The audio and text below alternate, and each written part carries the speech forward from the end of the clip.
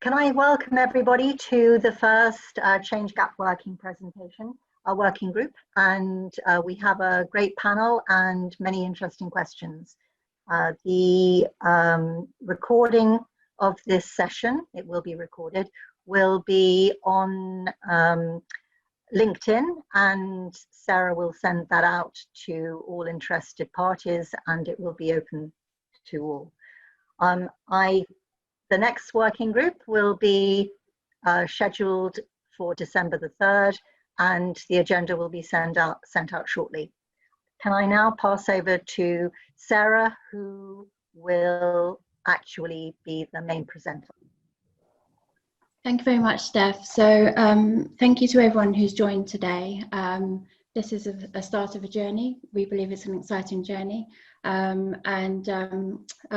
Although you see more panelists than perhaps on the normal webinar or forum, I believe that's a real positive sign, because somehow I've managed to gather a group of very, very great and experienced people who I didn't actually say, trust me, I'm a doctor, but I try to share the vision for what this working group would be, could be, and rather than spend months and months trying to come up with very detailed terms of reference and model for it, it felt right to gather and to present some topics which we feel are really pertinent across the financial services industry today. And by financial services, it's a very wide scope. It includes the incumbent banks, insurers, asset managers, wealth managers, fintechs, regtechs. It would take a while to explain the whole scope, but basically, the industry is what we're interested here. This working group was born out of an idea when myself and my co-founder Rob Atkins founded Change Gap this year. So as well as being a regtech company, we are also facilitating this working group, co-sponsored by ClauseMatch and by Braithwaite today. Thank you.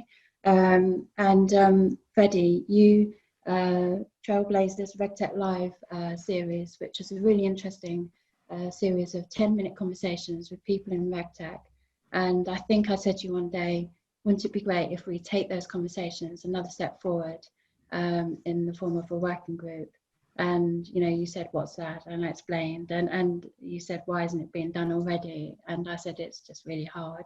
If you're going to have it across the industry and cross jurisdiction to get that diversity and breadth of input and insights, it's a logistical nightmare. But we have achieved something great, I think.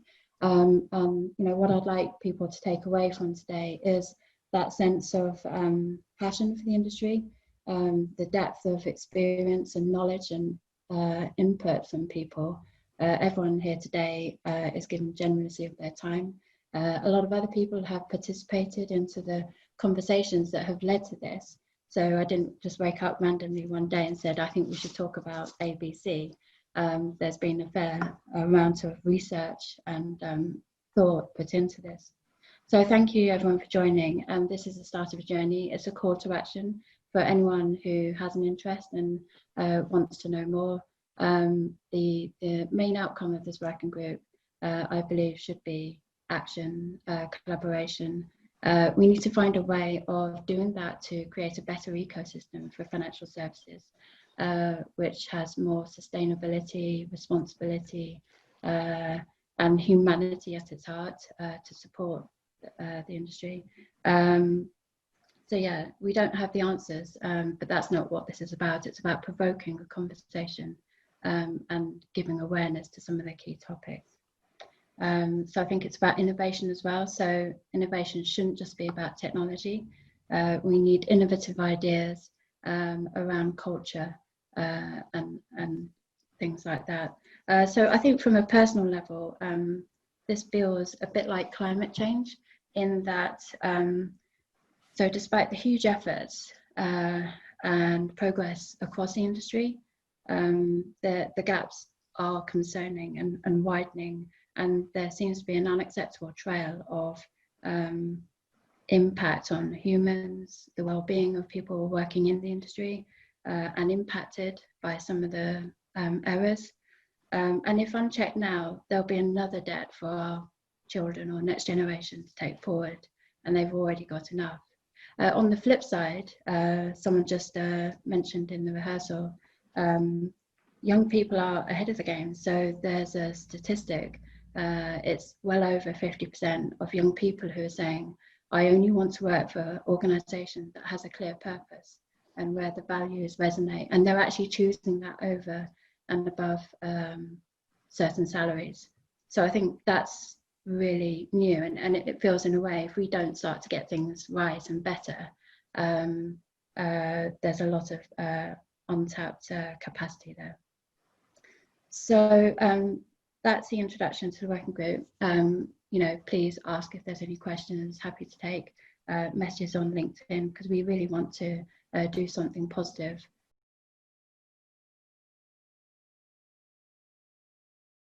So moving into the main agenda. So the first topic is culture and purpose. So just some context around this. So financial crisis in 2008 was attributed to a cultural breakdown, and the word greed was quite prominent in that. Huge efforts by the regulator and firms to clean up have progressed since then, plus much additional regulation. But there's still a lot to do. So in a speech by Andy Haldane and Michael Sandel recently, they quoted the economic, social, political polarization and the increasing uneven distribution of wealth and technology. So these are indeed concerning. Now, it's arguable as to whether financial services is broken. In some areas, yes, it is. But regardless of whether it is or not, there is recognition and acceptance that there is a huge amount to do, and we're only going to move forward together if we collaborate more and come up with innovative ways to do so. Now, purpose has been stated as one of those key pillars of culture to get right. So Alison Rose, the group CEO for NatWest, is a strong supporter of purpose, and ChangeGap is set up as a purpose-led business, and we've been actually really surprised of the positive support we've got just because of that, and it's made it very easy for us to actually know what to do to make sure it aligns to the purpose. So instead of designing a great product and then thinking, actually, why did we do that? We've got that purpose at the start, but of course, across the industry, how do you get all of the big firms to have a clear purpose that's then translated into every business line, every employee? It's really difficult.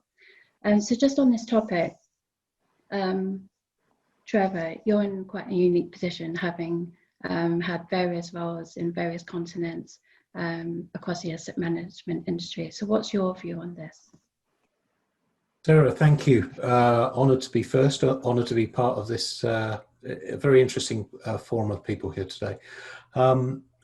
Purpose and culture is a fascinating topic. I've worked in both investment banking and investment management, and have seen the different behaviours that exist and the different drivers behind those businesses. An investment bank is very much about profitability. And that drives some of the decisions that get made on an annual basis. The investment management community is much more about longer term. They're thinking about decisions that will have an impact on returns and meeting the needs of investors. What I would say though is there is this disparity that is existing today, that some of the most senior bankers, some of the most senior asset managers earn significantly more than people with similar responsibilities in different sectors. And I think as an industry, we really need to revisit things like compensation and true value for money that these organisations provide relative to other industries. Thank you, Trevor. And I know the conversations we've had, I've got a whole list of questions for you, to sort of dig into that deeper. And I know that asset management have certain waves of regulation coming their way. So yeah, it's a fascinating area. So thank you for that. And then Sian, you participated in a really inspirational forum recently with some key leaders in your space. And also in one of your articles, you had a quote that said it's time for a reset. Can you share a bit more about that for us? Yeah, that quote was talking about the FT campaign launched in 2019, their first editorial campaign in a long time around capitalism needing a reset. And it's all part of our group and civic and other experiences of build back better or build back at all. So that was inspired really by the coming together of lots of different things, but importantly COVID, where civic and public and political conversations around what does fairness actually mean have come to the fore in a way that arguably even greater than as a result of the crash in 2008. And so from an insurance perspective, so just to be clear, I've been an insurance nerd since 2008, but I'm a critical friend. So I've never actually worked in an insurance firm, but I've spent the past X number of years working with and for people across the whole range of, there's a lot of variation in insurance and firm size. So we have some huge firms and we have lots and lots of SMEs in the sector. So I think that point about, to me, culture and purpose now is it should be contextualized for business and for my sector insurance as what does it take to achieve resilient growth in the 2020s. And my hypothesis is it's a different set of behaviours, attitudes, technical skills than we've been able to bank on literally in previous years. And so I think, there's this point about fairness, right? So we're talking about RegTech, and by definition, our regulators have defined what they think fairness is and what their role in making sure that happens in the financial system is. So our own FCA in the UK talk about adding public value by reducing harms in the context of consumer market integrity and competition.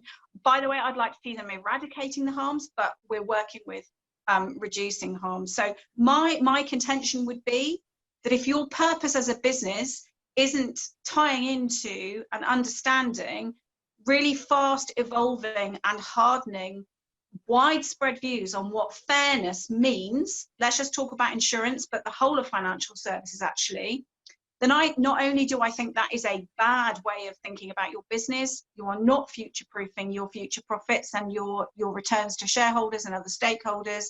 I think it's actually turning your face away from some very strong, obvious and manifestly real trends. So in the insurance world, just two examples right now, fairness, definition of fairness. Well, a whole group of SMEs decided that a whole group of insurers' terms around business interruption in COVID was fundamentally unfair. Now that case is still working its way through the legal system, but the first judgment, the judges agreed. Broadly agreed that the fairness was either unclear or not there. So I think what we're looking at the moment is a very active civic and consumer and customer voices using technology to make their voices heard. And Sarah, in your introduction, you also talked about resilient businesses to grow, to make the change that we all want to see. Innovation is core to that. Well, just to say that without trust, either within colleagues within your organizations, which is where most change gets held up, in my experience, is because there is a lack of trust. And that isn't about necessarily not wanting to change. It's about a lack of clarity about what the change is, or fundamentally disagreeing with the change that's being pushed through. So around those articulations of what is fair, both inside the organization and outside. Hope that's helpful at this point, Sarah. Yeah, no, thank you very much, Sian. And just a warning, if you like, to the attendees. You may hear things that you don't agree with, and even the panelists won't agree on everything. But the thing is, this is about sparking inspiration and getting people to think about these issues. So, and I think in order to get progress, you need to get it out there. So rather than shy away. So, and just picking up on that theme of fairness. So I'm doing some work with a great organization called We and AI, who are all about promoting the awareness and education around AI and ethics. And one of the challenges they have is apparently there's 23 different definitions of fairness. So it's fairness, as you say, making sure that the products and services are suited for the customers. But also, as AI becomes more entrenched in financial services, we need to make sure that the right models, the right data, the right validation and governance or frameworks are in use. So there's just to very briefly support you on that, Sarah. I think fundamentally, what's happening is the controlling stake, if you like, in deciding what is fair and what is appropriate, used to live with corporate world, pretty much. I think that is now changing and irrevocably into civic world. A lot more power there. Yeah. And what does civic world also mean? It means all of those expert coders and technologists who themselves, huge numbers of examples just this summer around Black Lives Matter. Those technologists are saying, this isn't right. We disagree with this. We know what fair looks like from our perspective, and we're going to be activists in making that change as well. Yeah, no, thank you. And Mike, so from a banking perspective, what's your view? Well, look, following in, well, first of all, thank you for this opportunity to talk. And, it's fascinating. And I do agree that we needn't agree to have a conversation. It's awesome. And following in behind Trevor and Sean, I mean, I'm in Bank of America, and so I'm speaking as an individual who works in a bank rather than as a bank employee. And in my view, really what I see changing is that, and following in what Shan has just said, the societal change is the critical element here. I think the ability to have a voice and be heard through the various media channels that exist to every individual is making a difference to what happens. Look, change doesn't happen in one step. We see that, right? You might argue there's a tipping point right now in some parts of the world around gender in financial services, just as an example. Certainly that seems to be more evident in the last 2 years here in the US. And I'm based in New York, so I see that with some experience previously in London. Ultimately, though, I think what it comes down to is that the reputational risk aspects that existed always within firms, including large banks and anybody else really, have been heightened, and the lens has shifted to things around things like fairness and that sort of conversation, such that if banks, if their only lens previously, and it wasn't the only lens, but if the only critical lens was profit, and it still is an important lens, and it's always going to be a critical lens. But if the only lens is profit, then, we're working on the adage, the cliche of what you measure is what you get. That's what's going to happen. I believe what's happening now, though, in large banks, and it's shifting quickly, is there's a more of a scorecard approach to understanding what's important with regards to making profit in an acceptable, sustainable way that society will accept. Certainly at Bank of America, the CEO, Brian Moynihan, always refers to what he calls the Bank of America scorecard, which effectively is a document referencing sustainable behavior around profit making. And that's critical. I think society will increasingly punish those firms who don't get that right. And finally, I think that's critical also when we start to think about what technologies exist out there and how AI in that space begins to influence our lives, not just in banking, but across all of our social activities. So there's a fascinating sort of conference of how we begin to decide what's acceptable to us around messaging and behaviors. And I think that's going to increase. Yeah, no, definitely. Thank you, Mike. And that's a nice lead into our next section, which is RegTech adoption. I mean, culture and purpose, we could go on for hours and days, but that's certainly a good intro. And, it's really great to have that view across, key sectors of the industry.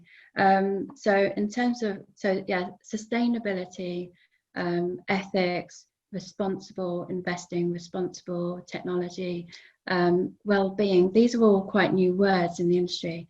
And I mean, diversity and inclusion has been there for years, but there's a real sense in that these things need to move beyond conversations, theories, into real integrated proof of doing the right thing.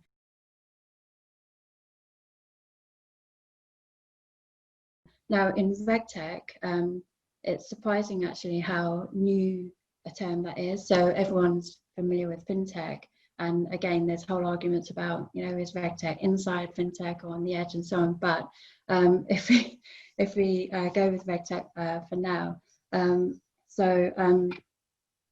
Robert and Freddie, we've had some conversations around this, and the reason that you're here today is because I recognise you as having, you know, the good values of partnership and ecosystem behaviours, and, you know, in what you're doing in your various firms, and us coming in as a RegTech, you know, I think if all RegTechs were like this, we'd be fine. So from your point of view, what do you think are the key gaps or barriers to adoption today from your perspective? Great. Well, thank you, Sarah, firstly, for inviting me on. I think this is a brilliant idea and happy to participate in it. I think firstly, we need to understand what the market looks like. So technology in regulatory compliance, it's not new. And in fact, it's widely adopted. Everyone has been using GRC technology, for example, in the early 2000s. It's when the FCA coined the term RegTech in 2015, what it's done is it's invited the next generation of startups to compete. Startups to challenge the legacy way of doing things by offering solutions that solve one or two things really well rather than a dozen things averagely. So I guess, why am I telling you this? Because you probably all know this. It's because, in my view, the market is still fairly immature. It's still confused. And this ultimately leads to confusion from the institutions on who to buy, what to replace, who to integrate with. Whilst new RegTechs can sometimes add to the confusion by changing their offering to try and improve their product market fit. So in short, it's a not very actionable answer and not a very sexy answer, but I think the market needs time to mature. If we were to look at maybe areas of maturity which can help improve RegTech adoption, I would call out a few things. I would call out the ability to actually have repeatability in evidencing that you can make compliance efficient, effective, and easier for your clients. Maturity in domain expertise. So how do I understand the wider business? How do I understand the industry I'm serving? And how do I understand the regulatory requirements that fit within those industries? And then also the final one, which I think should follow after these, is maturity in your ability to actually foster meaningful partnerships, partnerships with other vendors and partnerships with industry experts to help carry on that growth. Yeah, no, that's very clear. Thank you, Freddie. And I know that you've used the term product market fit, you know, as part of that maturity and so on. And I'd like to add in a new one, which is purpose market fit, because, you know, I think if you can be really clear, so it's not like I'm helping you to automate this. It's, well, what's the ultimate objective and so on. But certainly my observation coming into this space is that it's really hard. I mean, so back in April, I saw about 600 RegTechs. There's multiple directories, and then a few months later, that's well over 1,000. And this part of the industry is said to be worth £55 billion by 2025. And if you think that the normal stats around effective change is 70% failure, that's a lot of money that's potentially going to be wasted. So if we don't get smarter about the data that even describes RegTechs and the problems they're here to solve, then how can we operate effectively as an ecosystem? So that's an example of something that could be done fairly easily, you know, with a group, a subgroup. Yeah, so product market fit is key. And I expect to see some good changes in that area. You know, we're certainly looking forward to working with you and others in this space. So our next session is going to talk about the ecosystem in more detail, so we can feature things like this. But yeah, no, thank you, Freddie. And so, Robert, from your perspective, you embody this thing which I love, which is simplicity. You know, it's strange, isn't it? Regulation. If you look at MiFID II, it had something like 2 million lines of text of rules, and all of the other regulations that have been around for years and years and years now, if you added them all up, it is, you know, just ridiculous. But the thing is, at the other end, if you look at a firm, whether it's a bank or insurer or so on, there's only so much that needs to be done, only so many business lines processes, controls, you know, and somehow all of those regulations have to map into. So I think people get very sort of bogged down with the complexity of regulation, but then thinking, you know, the solutions can be relatively simple. So we recognize that technology is required. You can't do it on spreadsheets, but as a concept and the way it's done, it can and needs to be simple. And I know you've done some great things in this space. Thank you very much. Yeah, I think I agree with everything that you and Freddie have said, and also thank you very much for inviting me onto the panel. It's great to be on it. So I think one of the things is the target really is, as people have said, it's improved compliance. It's not like let's adopt more tech as a standalone aim. The aim is let's improve compliance and all the different aspects around that in terms of the outcome for actual compliance, the well-being of the people. You mentioned about well-being and culture, the people carrying out these tasks, because there's this never-ending wave of these huge regulations, and how do you take that and make it simple?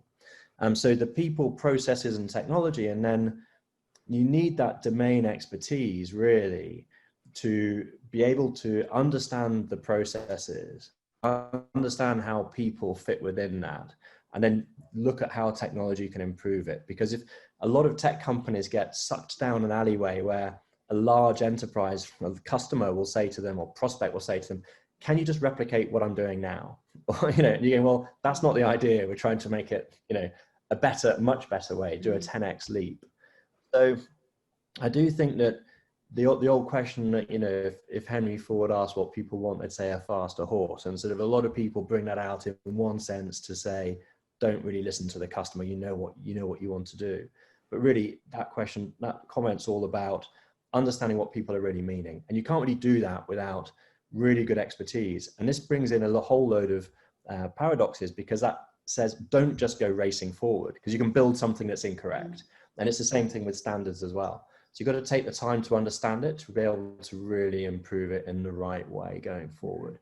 And it also brings in this paradox of large enterprises in the financial services sector basically having an annuity and large amounts of profit, and they're not really wanting change to happen too much because it's a threat to that. And then you've got all the challengers who are driving that, and you've got all the reg techs and fintechs who are going, let's do massive change really quickly. So you've got all these different counterweights going on. But so keeping things as simple as possible absolutely is key to helping people get the job done. Keeping the interactions as simple as possible, absolutely key. And that does require this maturity as well that Freddie was talking about on behalf of the vendors and the purchasers. Yeah, no, thank you, Robert. And I think the other thing about your business is you're very clear on your focus for small, medium businesses. And, you know, that's certainly a sector that's been hit so hard by COVID. And in terms of a problem statement across the industry right now. So, I mean, open banking, okay, that was all about tech. Now the tech is here. It's a question of, well, what's the purpose of that? And open finance is that new area that's saying, well, you know, this is what it needs to be. And within that, you've got lending. So that the small, medium lending gap, apparently it's an untapped, you know, amount of 1.5 trillion. So there's some good stuff going on there, and there's a company that we're speaking to, and they highlighted the fact that yes, it's actually not so much about the tech. You know, the harder thing is the culture and the data around it. Yeah. Oh, and the value proposition too, Sarah. Right? I mean, just reflecting, you know, on the previous speaker there, so far it's been all about the pipe work. As far as I can make out, you know, APIs and standards and so forth, that's brilliant, but where's the value proposition for the customer? So Yeah, I've done a little bit of work digging into this with an expert consumerist, data consumerist for insurance, because obviously open insurance is going to be the next thing, or a next thing. And that's what's obvious. There's no real, there's a real danger that there's going to be a solution going looking for a problem to solve, or an opportunity. Yeah, no, definitely. And I mean, measurement is a huge topic. And we had a conversation with UK Finance, and they said around culture, if you can get the measurement piece right, that will really unlock things. But it's another huge topic which gets very sort of contentious and so on. But as a principle, of course, it's right. And maybe it's not done because it's too scary. So if you were to add up all of the money that's spent on technology and innovation, and then look at that value for the customer, the ratio would be quite horrifying. And the colleague. Yeah. Could I on that as well? Actually, I was talking to one large enterprise, because actually larger enterprises are coming for us, and even though we've got we go for up to 2,500 people, but tens of thousands of people, organizations are going to us because they don't want complex either. And they were saying they've got this software graveyard where they've got all this bits of software that they maybe use 10% of it, and they'd rather have a smaller number of software that they use 80-90% rather than this sort of software graveyard. So it's very usability bit is, and the value proposition is key. Yeah, no, indeed. And the thing is, you need innovation and investment to come up with a number of ideas before you get the right one. So, the ratio in itself is not necessarily right, but I think we're at the point where that there does need to be a different type of emphasis, and also different players within the ecosystem, whether you call them guardians or stewards, or, some people looking at those purpose, value, proposition elements, and looking at the human aspects, looking after the well-being of people within the system. So Una, we're going to talk to you in a minute about that, but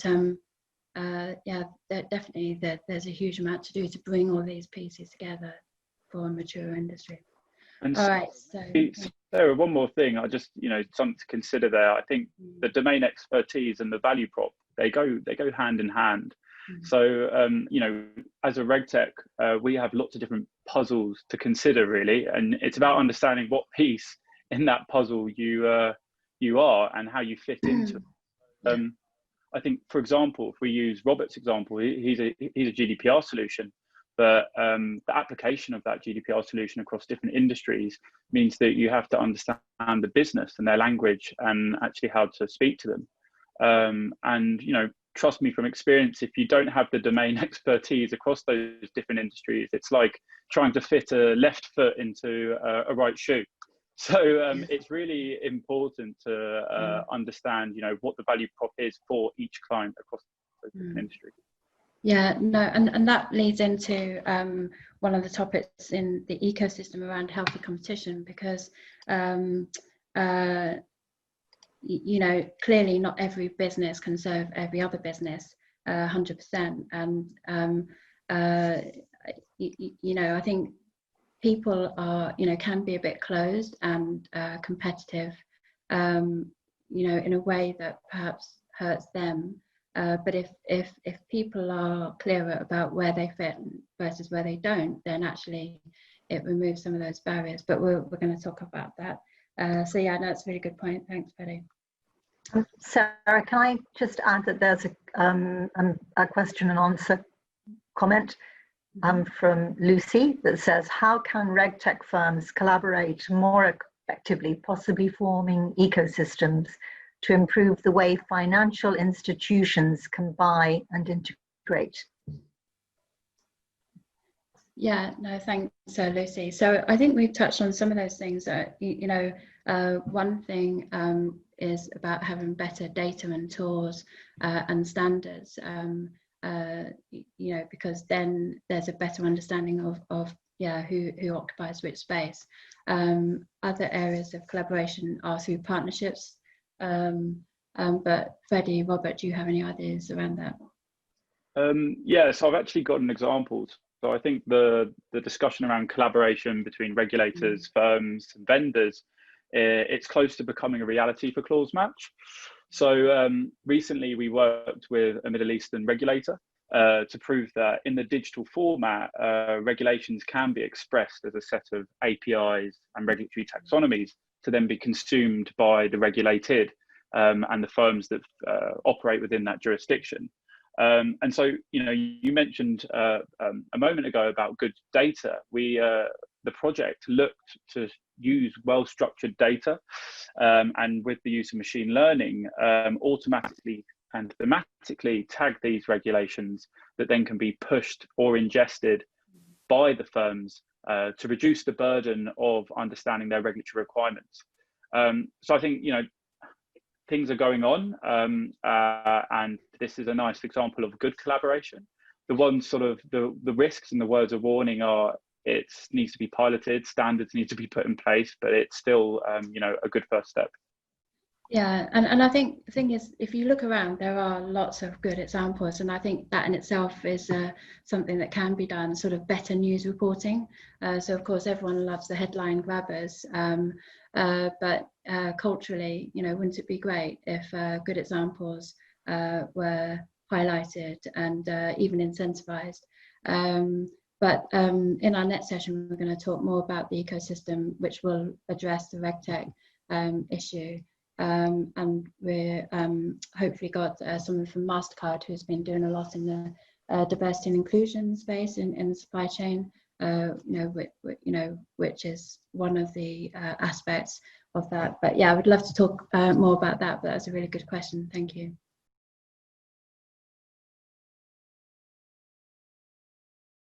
So moving on to ecosystems. So it's really hard, isn't it, to introduce a topic knowing you could speak so much about it, but just to try and put it in a nutshell for the context of today.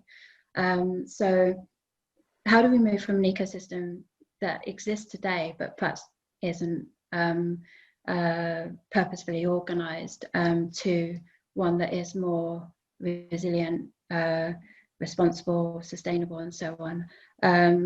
Now, three key themes we've pulled out here are trust, partnership, and competition, healthy competition.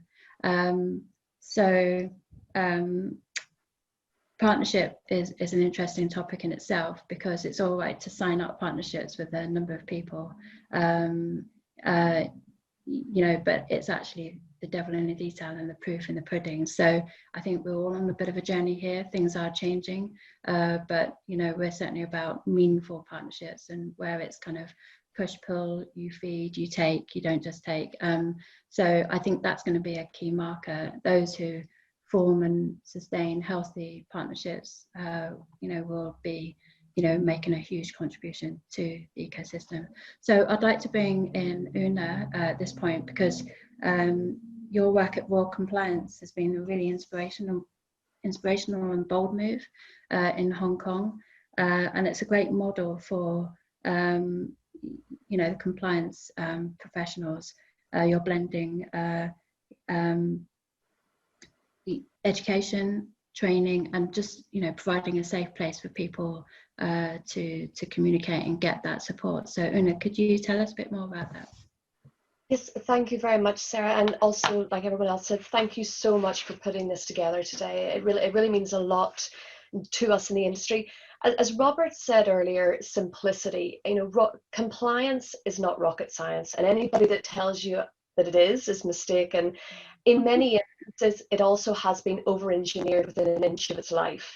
And that's where we see balls being dropped. And also what we've seen, it has become very manual. You know, we've created paper-based policies, procedures, etc., which, as we've talked about today, are not sustainable.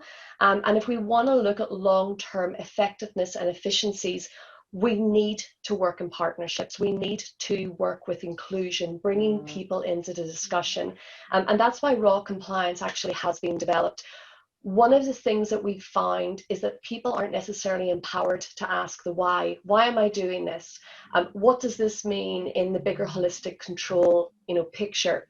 So what we want to do is we want to try and help educate people within the compliance space to help them understand why things are done the way they are, to understand the more holistic aspects of the control framework, so then they actually have the knowledge and feel empowered to put their hand up and say, you know what, why am I doing this? Or indeed, we could do this in a better, more innovative way. And innovation is key to what we're doing as well. We want to empower people so we can bring together collectively different opinions and view sets and mindsets so that we can create innovation, because compliance is fundamentally broken currently. We need technology, but we also need people with new visions coming into this space to talk to us and really understand what we can do better to get it right.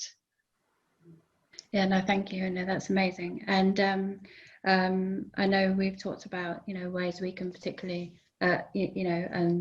potentially, you know, collaborate and so on, because that's the other thing. So there is a definite change in terms of ways services and products are being offered and need to be offered. But, you know, how can we each form a business, have our own sort of marketing, content and so on? There's so much duplication. So actually there's a lot of efficiency and alignment that, you know, can happen. No, it's been really amazing to see what you've done in that space. James, so your consulting work in, well, as of last week it was New York, but now you're in Colorado. So it exemplifies a modern approach to consulting. You're combining people, data, standards, and technology. Can you just share a bit about that in terms of the ecosystem? Yeah, thank you for inviting me to collaborate in this conversation, Sarah. It's you know, fascinating conversation so far. I'd like to thank everyone else who's been part of this, because I've been scribbling as we've been going on, and there's a lot of great wisdom in this room. So, you know, from my perspective, I think, you know, Una's absolutely right. Compliance isn't rocket science. And it has 100% been over-engineered by so many people. But I think part of that is because we don't, as an industry, have a common language for describing the businesses that we run, the customers that we engage with, and the products, the services, the activities that we implement. And I think there is a real role here for standards to emerge, either set by a regulator or by the industry itself, to help us to better articulate the risks that we have in our businesses, the purpose that we go to market with, and to then use that to describe a common set of controls or compliance processes to improve and to ensure that we deliver our purpose in a compliant manner.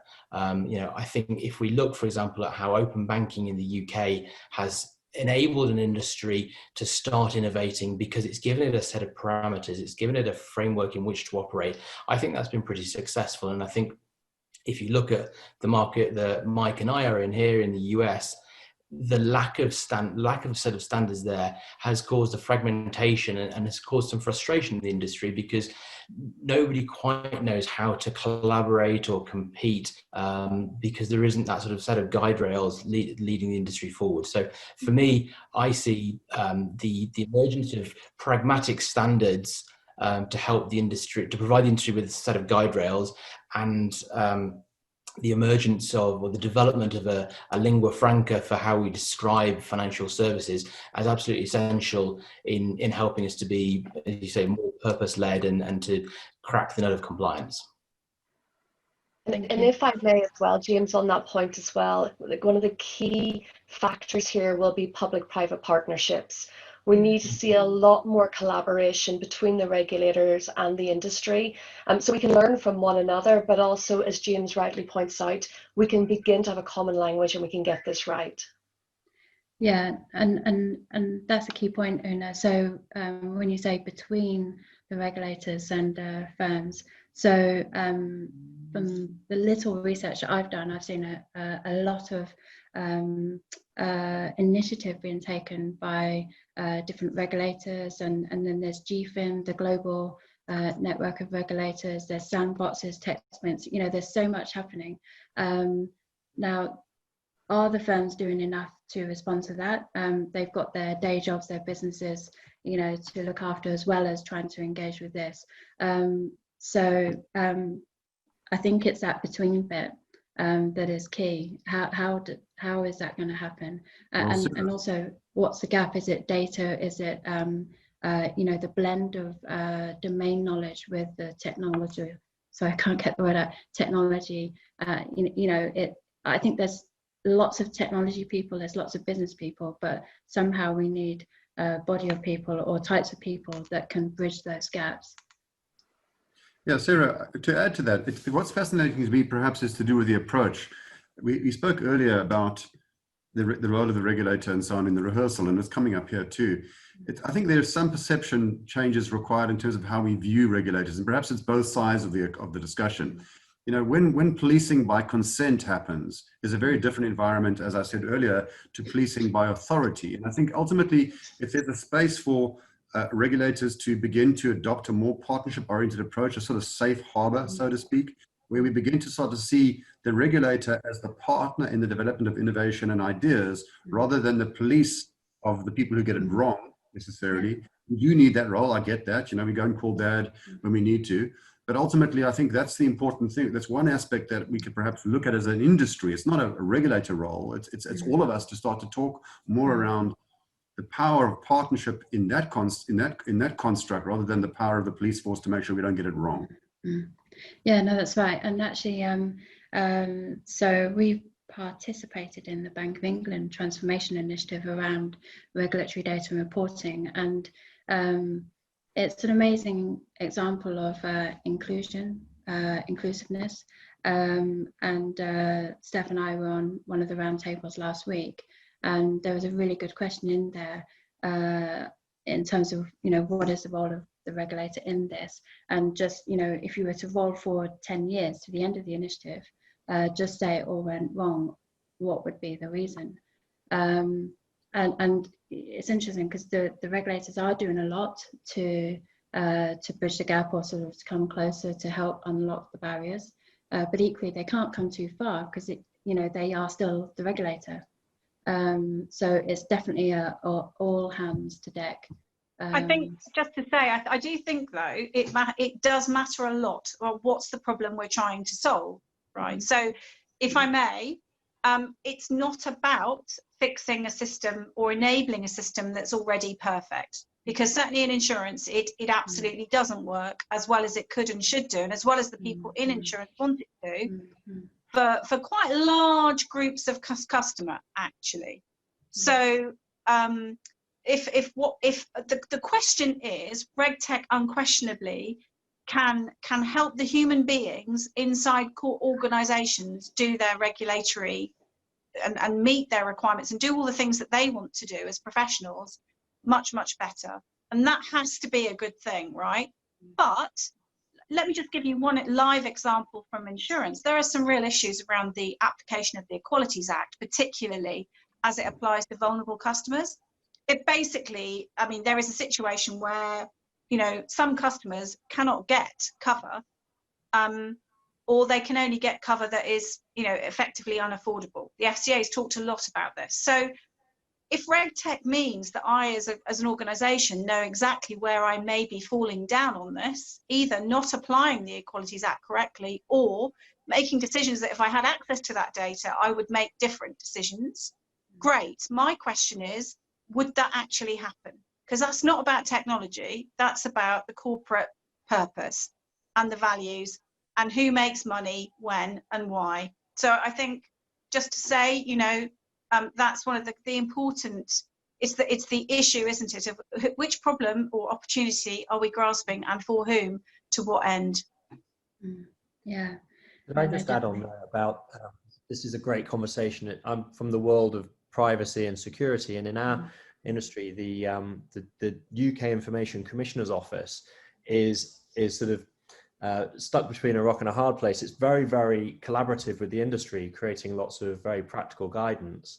But it's also, it can't be seen to be beholden to particular size of players in the industry who are maybe more resourced to take part in those processes. And at the same time, it's being pilloried massively for not finding enough and not being a strong enough enforcer. And actually, that's now become an issue, whether we'll get an adequacy decision after the end of this year when Brexit takes effect, that we might not get the adequacy decision that I think something like 17% of GDP relies on for the transfer of data, because they're not seen as enforcing enough. So this role of what's the role of the regulator and which regulator, maybe there's a separate enforcing aspect to a sort of collaborative aspect, might be an answer, but that's a huge conversation. But I think the GDPR is actually more of a financial issue than a lot of people in financial services see. H&M just got fined 35 million euros for over collecting personal data. Financial services have things like what school the kids have gone to, so they can bring it up in conversations. There's a lot of that still knocking around. it won't be long before there's some really shocking stuff going on in fines if the enforcement happens. Just jumping in there and building on both what Robert and Mike have said, I think there's a real cultural dimension to this, not just between firms and regulators, but within firms themselves. So if I think about the RegTech implementations that I've been a part of, compliance functions and audit functions in particular have often stymied a lot of the innovation that could have benefited firms and firms' customers, because they've taken a view of, well, whatever we put in has to meet exactly what we already had, because that's what was signed off and that was what is policy. And I think, probably one for another conversation, but how you evolve the internal control culture to be more permissive and to be more forward thinking, I think is going to be a key, will unlock a lot of value in the RegTech space. Yeah, and just to balance that, I mean, my experience of compliance departments is they are continually struggling, to meet the demand. So, and how can they both protect, perform their role, but also be innovative and help innovation come through. And if you look at the senior managers regime, so now people are facing serious consequences, but they don't necessarily have the tools.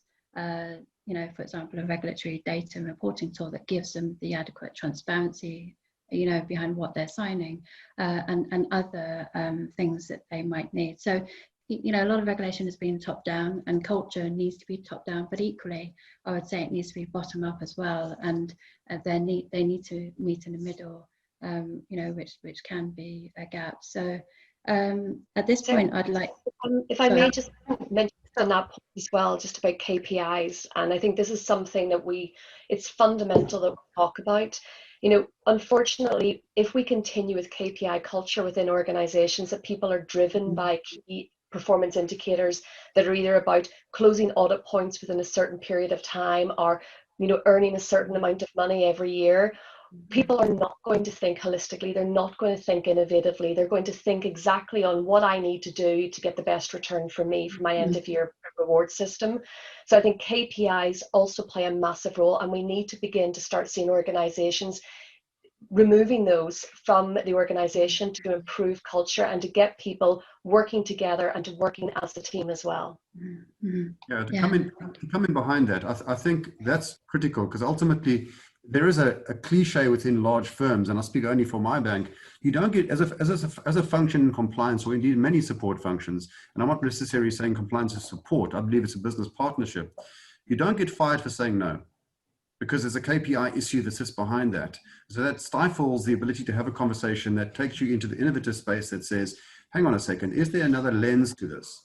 So I do think you're right. There is the KPI aspect of it, and how we view behaviors and what we measure there is critical. Look, it's not a straightforward point. I get that, but ultimately I would agree.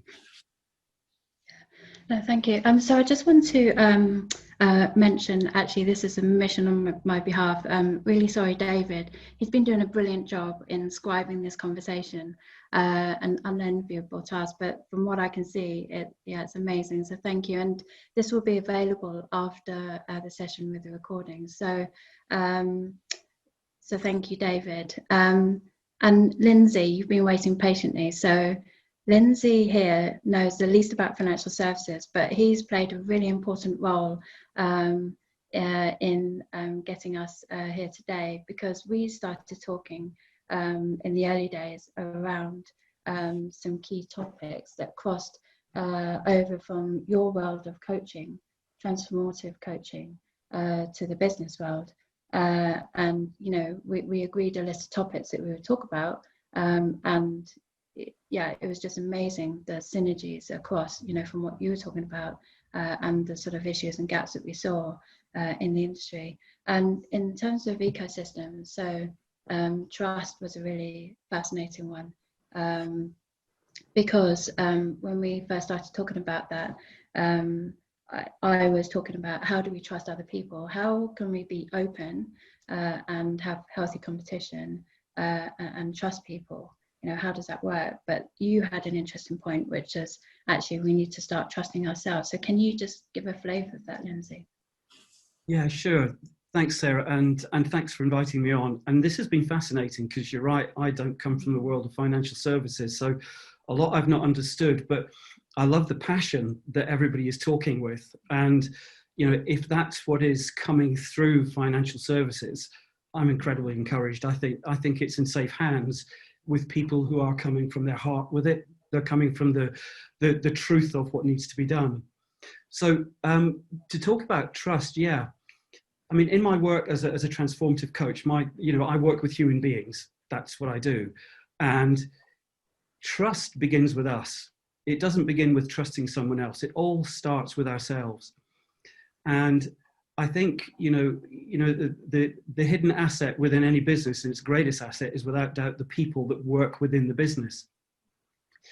And I don't think a lot of businesses, and again, I did 25 years in corporate world, high value sales. I didn't see a lot of trust going on within the businesses that I was in. And it was top down. It didn't come from the top, didn't come from the bottom. But I know that's because people weren't trusting themselves. They weren't trusting themselves to be open and honest about what they're trying to achieve, where they're trying to go, what they want to get out of the business. And in that sharing, in that sort of collaborative approach, I've now worked with some people who work in business, and they've adopted a trusting relationship, if you like, within the business, where they do come from that place within themselves, where they trust first, but they're trusting themselves from their soul, if you like, without wishing to get too woo-woo on it, but it's from within. It's from within themselves, because that's where our truth lies. That's where our inner wisdom lies. That's where our knowing lies. That's exactly who we are as human beings. That's who we are when we show up every single day. And when we show up from that place and trust ourselves, what people were finding was that actually they were receiving trust in return. So they were trusting first themselves, giving trust to the business, and that was coming back to them. And that improved pretty much every level of the business for them. It increased productivity, it would increase sales, it would increase communications, it would increase every part of their business, making it more enjoyable to work in. And I could go on and talk about this forever in terms of the enjoyment factor for people, because when people start to enjoy where they work and they're happy where they work, they deliver 110% without you having to ask for it. So trust to me starts with the individual, starts with the person. And when it comes from that place, then it can transform a business very quickly. Yeah, no, thank you. And one of the ways I found, that was really helpful was, this question around KPIs, governance, and so on, because yes, you need those, but equally you need to sort of question yourself in terms of what's enough, or balancing out, what those scorecards say against what you feel and what you're, feeling that your customers or stakeholders feel. So culturally, I think, there's a lot that we can learn from that in terms of not sort of layering ourselves with more and more governance and so on, to the point where, and regulation, to the point where we don't know why we're doing it. It's that balance of trust. Sarah, can I just say we've got 2 minutes left. We do have 2 open questions, but it might be probably better to answer those to them directly, unless you think we've got time to go through it, anything. So that's an interesting one. So firstly, just say thank you to everyone. So the next session, we'll be going into this in more depth, but I would encourage anyone to reach out, with questions and feedback. But yeah, let's look at one of the questions if we can. They are pretty simple. The first one is, how can the industry better work with regulators to address the simplicity challenge? As he says, this is from Rob. He's been in the industry for many years and it doesn't feel simple. That's one. And then the other one, there are some levels of collaboration between firms, regulators, and vendors on certain initiatives. However, they tend to work in silo on their specific deliverable. which I agree with. Yeah. How can we better centralize collaboration of knowledge rather than production from a wider view to help identify overlapping of objectives to help streamline effort and prevent duplication, conflicting solutions, build a strong network for collaboration, brainstorm innovative solutions for challenges, etc. Do you think some form of central think tank or virtual organization would provide any benefit from Paul Tester? Yeah, so I think in the sense that we've got this working group today and we're talking about ecosystem, not only this time, but next time going forward to, you know, to the point where we actually see some action happening and some improvement, the answer is definitely yes. The question as to what that looks like and how it operates and so on is a bigger question. So I hope that's helpful in that, yes.